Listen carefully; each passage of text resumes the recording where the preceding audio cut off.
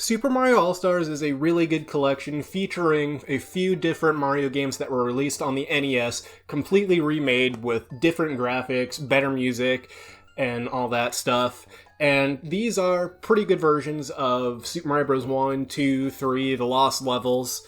And there was even a version with Super Mario World, which I assume was done to save space in bundles, so it wouldn't be like two cartridges.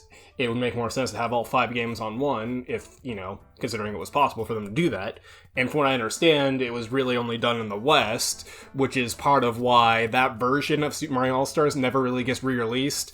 And if you go and, Switch Online, they got the original Super Mario All-Stars and Super Mario World, but they don't have the Super Mario All-Stars plus Super Mario World version, which, to be fair, that would be pretty redundant if they did, because why have that version when you already have a version of Super Mario All-Stars and a version of Super Mario World on there? And I know some games have more than one version on Switch Online, but those are special versions, which are pretty much just save states of being at a certain point in a game. Like, maybe you want to play a multiplayer game, but you want all the stuff to be unlocked, so you can just choose that game, so you don't have to worry about unlocking everything. But anyways, I think I've gone on about Super Mario All-Stars and Switch Online enough. What's important right now is Super Mario 3D All-Stars, which is one of the collections announced for the 35th anniversary of the Super Mario Bros. Series. And, it was cool to see getting re-releases of these 3 games, Super Mario 64, Super Mario Sunshine, and Super Mario Galaxy. And at least 2 of those games, those didn't really get re-released that much. So it was nice to see. However, these games weren't completely remade or anything. For the most part, these are the same games we played back in the day. Super Mario 64 is an updated Japanese version, which removed a lot of the bugs, so there's no, backwards long jump. And 2 of the games, Mario Sunshine, Mario 64, they're both emulated. Mario Galaxy, that's native, but the audio is emulated. Kind of weird, but it's not really that big of a deal in my opinion. What's interesting about the version of Super Mario 64 on there is it's the Japanese ROM. And it's applying the translation on the fly as you're playing it, because if you take the ROM out and put it in an emulator, it'll show the game in Japanese, which I think is pretty interesting. It is odd, however, that it is the only game in the collection that isn't widescreen, because, they totally could have updated it to be widescreen, to be consistent with the other games, because they did that with Mario Sunshine. Now, Mario 64, it does kind of suck that they didn't do, an updated version of Mario 64 DS, because, aside from the controls, that's pretty much the definitive version of the game, and, I got used to the controls myself, and, playing on 3DS doesn't change the amount of directions you can use, but it makes it much more tolerable.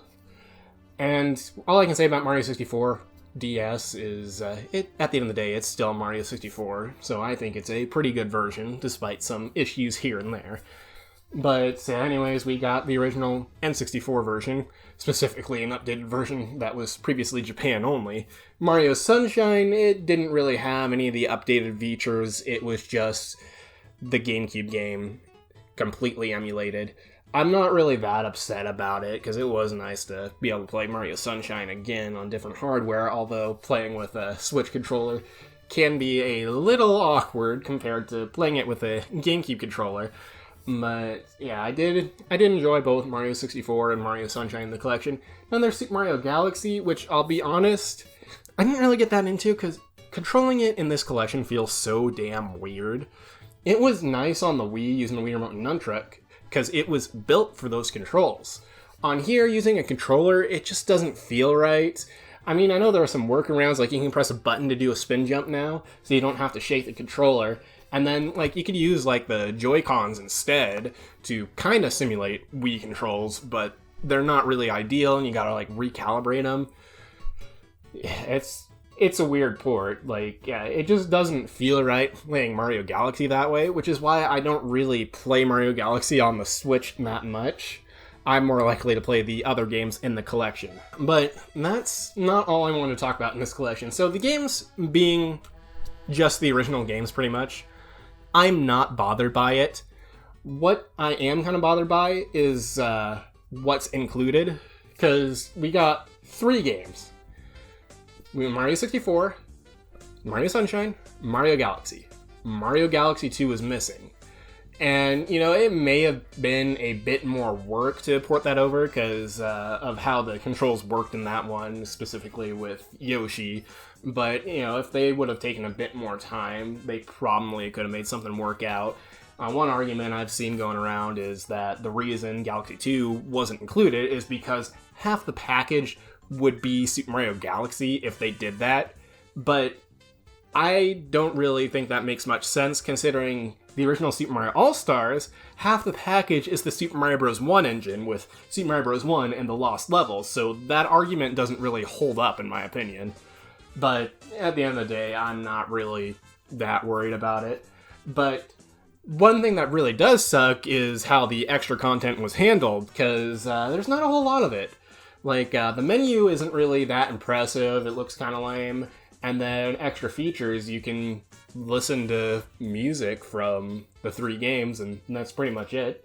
Like, I've seen other collections that go a step further with what they have, and so it's a little disappointing that it doesn't really have that much to mess around with. Even having, like, you know, game trailers, commercials, gameplay footage, and, you know, artwork, various other extra materials that other collections like Kirby's Dream Collection or certain Ace Attorney collections have, it would have been nice.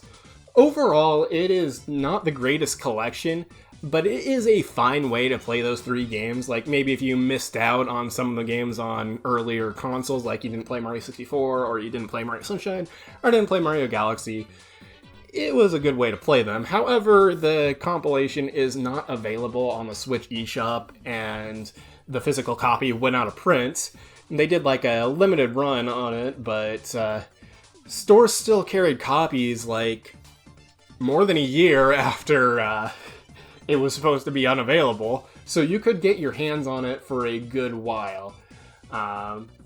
It's not really that big of a deal if you didn't really pick it up back in the day when it came out, because there are definitely other ways to play these games.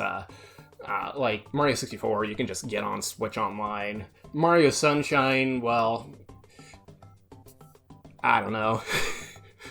Mainly Mario 64, but like, if you're into like retro game hunting, you could still snag copies of Mario Sunshine, Mario Galaxy 2, whatever.